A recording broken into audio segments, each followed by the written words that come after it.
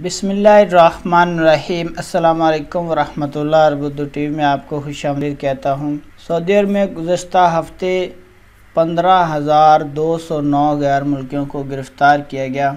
Saudi press agency की जानिब से 2 जून से लेकर 8 जून 2022 तक पूरे सऊदी अरबिया भर में तफ्तीशी कार्रवाइयाँ की गईं, जिसके नतीजे में 15,209 गैर मुल्की तारकीन वतन को गिरफ़्तार किया गया। इन गैर मुल्की तारकीन वतन के ख़िलाफ़ काम करने वाली जो मुश्तरका कमेटी है, उसने गिरफ़्तारियों की तादाद में सबसे ज़्यादा 9,337 अफराद इकामा की खिलाफ वर्जी करते हुए इनको पकड़ा।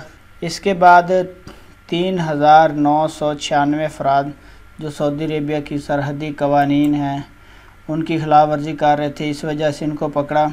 1876 अफराद लेबर कवानीन की खिलाफ वर्जी में मुलव्वस पाए गए। कमेटी ने कहा है कि 186 अफराद मुल्क की सरहद अबूर करने की कोशिश कर रहे थे, तो इस वजह से उनको गिरफ़्तार किया गया।